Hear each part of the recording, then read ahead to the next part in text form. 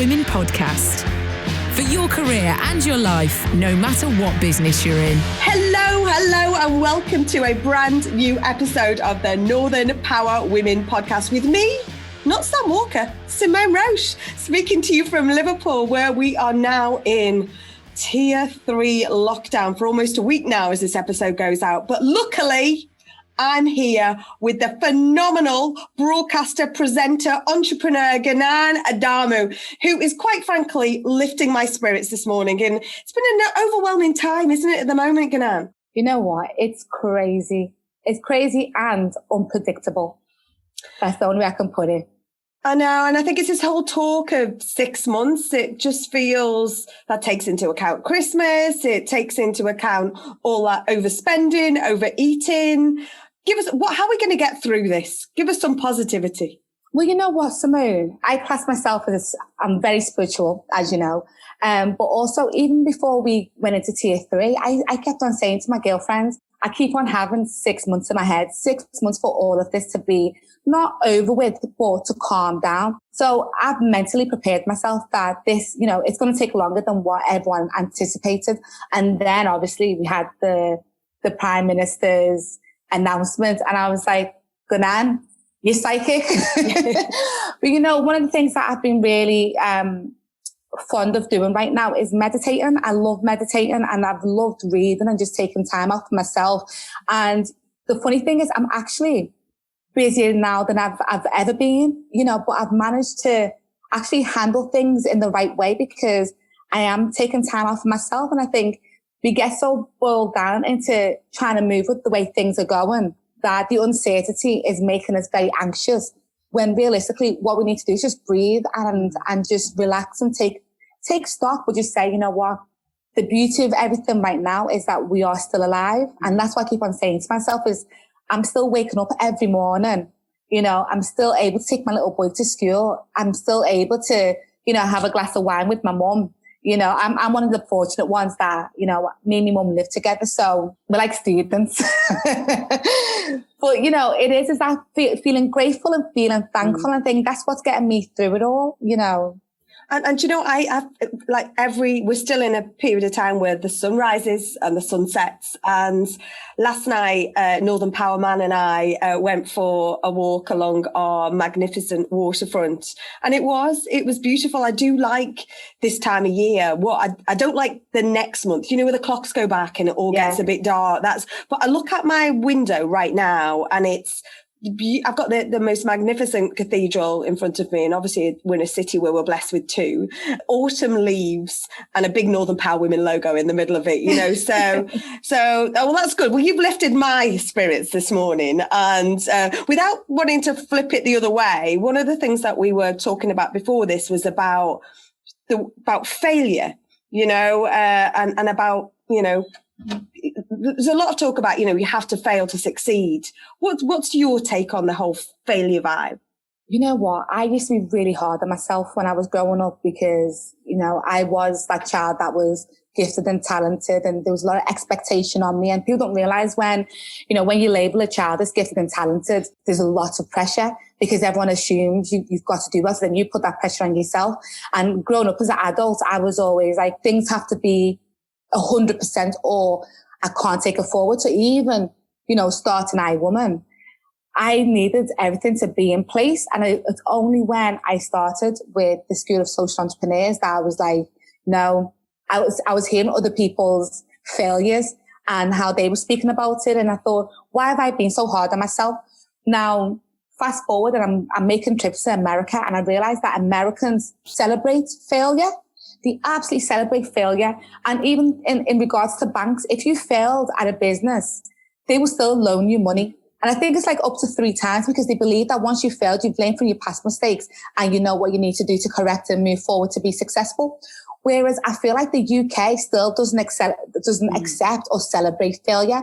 And it's failure is not a bad thing. It shouldn't be a negative word. For me, I always think, we're constantly learning. Me and you are constantly learning. You could have a really bad partnership with someone and you think, that didn't work because of them, or it probably didn't work because I didn't manage my expectations. So it's about celebrating failure as much as celebrating success to be able to actually, you know, go global. Because, you know, I love to talk about going global and international.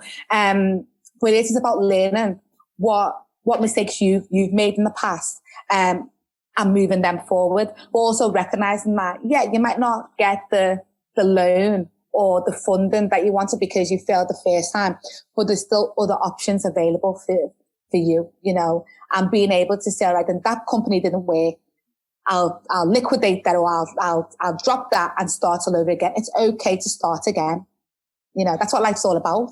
But when do you know to start? Because sometimes you can hold on to something, or you keep it because it's safe. And, you know, right now, you know, I'm hearing lots of conversations with, you know, women in business at different stages, you know, whether they're at the early careers or right in that, you know, that top level, board level, where they've gone, you know what, I don't know whether I want to do this. I'm seeing a different way of working, you know, a bit like yourself. You've got your own co-workers at home, and you and your mum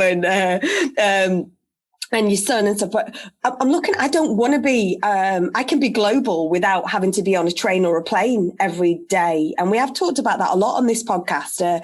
I have to say, I do not miss the trains. I miss that interaction with people. So it's been great to have you in the office, you know, this morning as well. It's just that we couldn't hug. That was the only thing. Like, we're so used to hugging each other. I know, and we are that type of person, aren't we? Where, you know, it's that, and it's, I'm finding it weird, totally sort of digressing, which was obviously inevitable. But, you know, it's when I'm watching films at the moment, and that hugging, it's weird, right? But but coming back to, people making decisions, you know, where they've been in that, you know, whether it be a 6-figure salary or whether or not they've got the dream job that they wanted out of uni, or that first great apprenticeship. And they suddenly go, you know what? I'm not sure. So when do you know to call that quits? And when do you know it's okay to jump on to the next thing? When is that okay? So for me, I don't know if I've even mentioned this to you before, Simone. So initially I started my entrepreneur journey, I would say it was initially around 2012. So this was an iWoman. So I had a company called Global Skills Exchange, and, you know, it didn't do well. And I had to make that decision to, you know, pay to shut it down and all these things. And I was gutted. But you know what? I knew I had to make that decision for my own sanity, and my own finances as well. So it was recognizing that it wasn't about anyone else. And a lot of people, especially us women, you'll find that one of the reasons why you don't want to close down a business, or you don't want to leave work, it's pride. Because you're always thinking, what's everyone else going to think? And it's not about anyone else. It's about your family situation.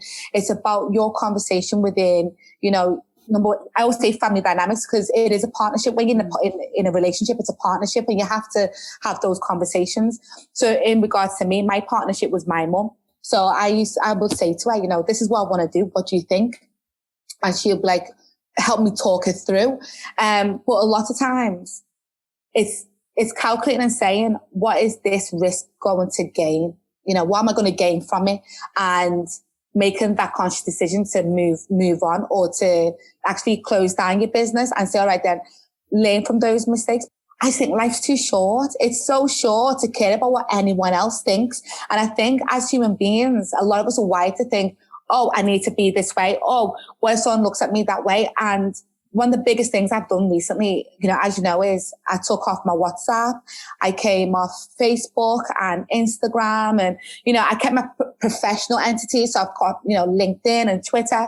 But for me, I got to a point where I felt like I was sharing a lot. And I thought, who am I sharing it for? You know, why do people need to know my successes? Does that mean that more people want to work with me? You know, is social media what makes me, you know, enticing? So I closed it down. I was like, you know, I need to really take stock of what 2021 is going to look like for me. And I think for a lot of people, especially a lot of women, it is about saying what works for me.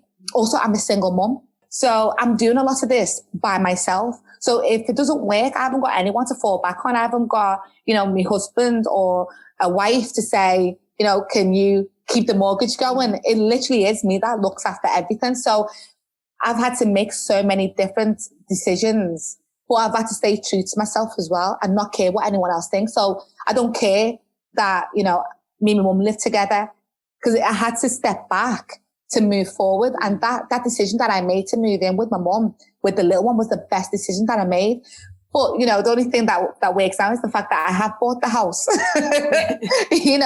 but we still live together, so it's been an amazing journey for me, but it's my journey. Yeah. It's my journey, it's my book.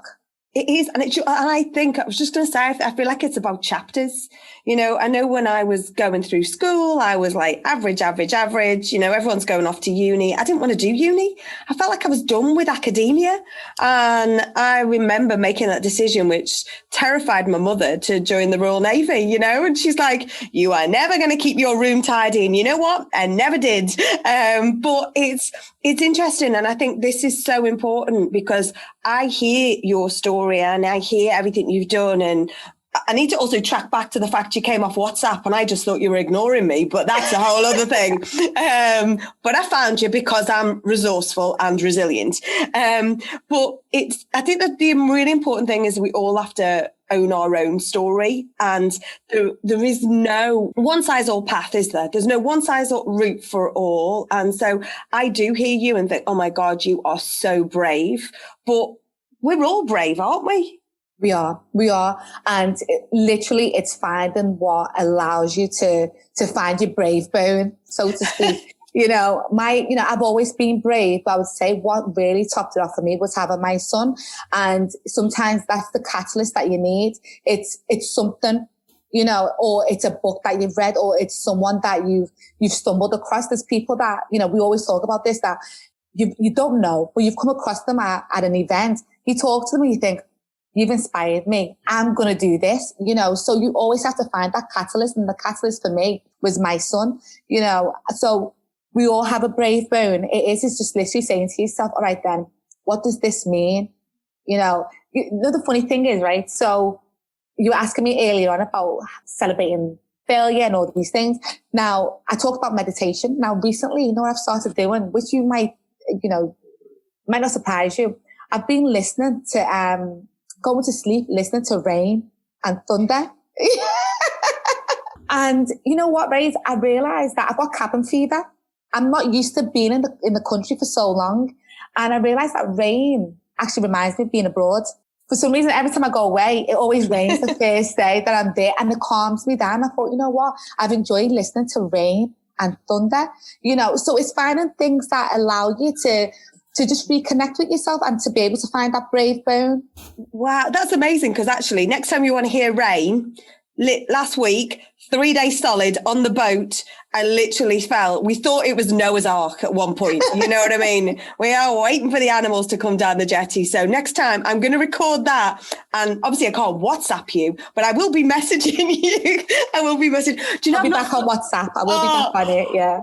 I've not thought of that. The different sounds that we get used to, whether it be the background noise when you've got your headphones on a train or on an aircraft, or the ambient noise that you hear when you're traveling or in a restaurant or whatever. God, I'd not thought of that. Yeah, we all need to listen to our noises. And you know what? This is brilliant, because we always look for the soundbite for the heading of the episode. The episode always have it, and I love that. The finding your brave bone. I just think is brilliant. Well, do you know what? I think it is now time that we need to hear for some life lessons. Every week on the podcast, we get someone from our Northern Power Women community who sends in their life lessons. And this week we've got Julie Johnson from the aptly named Success Club, who's going to be here to share her wisdom and guidance and advice. Here's Julie. Hello. This is Julie Johnson, Transformational Leadership Coach for Women at the Success Club. Tell us about an important role model in your life. My history teacher, Miss McLean. She was so passionate about the subject, I totally loved it. She taught me that you can do work that you love, and if you're passionate and enthusiastic, then you can also inspire other people. What's one piece of advice that's really stuck with you? Be the change. The world is full of people waiting for others to come to their rescue or to do what needs doing. You start. What would you tell the 25-year-old about work-life balance? It's so important to put yourself first, to understand what you need, to know who and what's most important to you, as well as what you're passionate about, both for work but also in terms of a fulfilling life. And to remember that there is only a finite amount of time. So if you don't prioritise you and you put yourself at the bottom of the list after work and family and friends, you'll find that there's absolutely no time and energy left for you. Tell us about a time you've had to be resilient. On New Year's Eve 2014, I was diagnosed with breast cancer at a time when I'm running my own business and running it on my own. I worked with clients around my surgery and around my treatment, but I also took lots of time off to recuperate. I didn't keep trying to work and wear myself out. That way, I think I was more ready and more able to come back to work when I did. When have you taken a risk and what happened? I think risk is an occupational hazard being self-employed or a small business owner. It's a fact of life we simply need to get used to. But my most recent risk was at the start of lockdown this year. I just launched an in-person mastermind using dance as the process to unlock insights and transformation when, of course, we could no longer meet in person. It took me a few weeks, but I developed an online dance of leadership journey. The results of that, some people simply didn't get it. Couldn't understand how dance could help them in terms of their personal leadership. And others were totally curious and then got blown away by the insights and learning. I do think that this year and the lockdown has been a great time for experimentation and risk-taking. Oh, do you know what?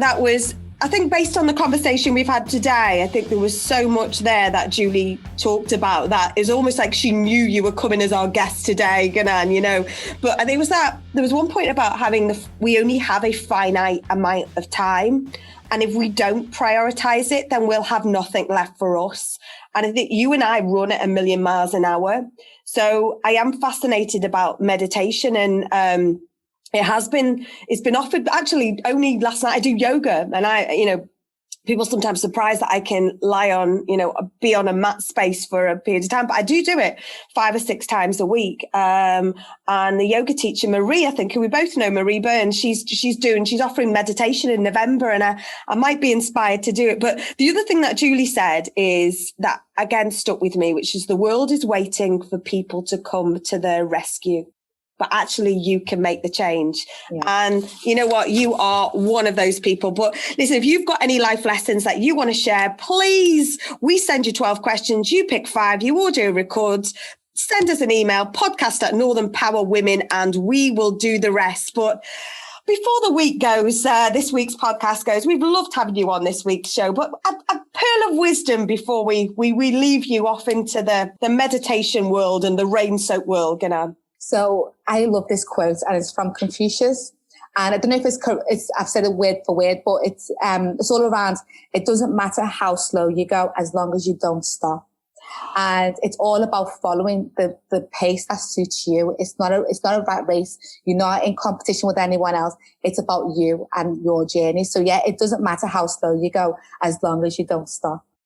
Wow. My goodness. I feel like there is I can feel all of the sound bites out of this week's episode, Josh, but thank you. I can't thank you enough for, jumping in and being my co-pilot on this week's podcast. It's fantastic to have you. It's always great to be in your aura because you just bring positivity, and it is challenging, isn't it? And, we've got a bumpy ride ahead, but I think some meditation, some listening to rain, and actually more important, you've got to find your brave bone, and we'll all get through this. Thank you so much, Ngunan, for being on this week's show. We've loved having you.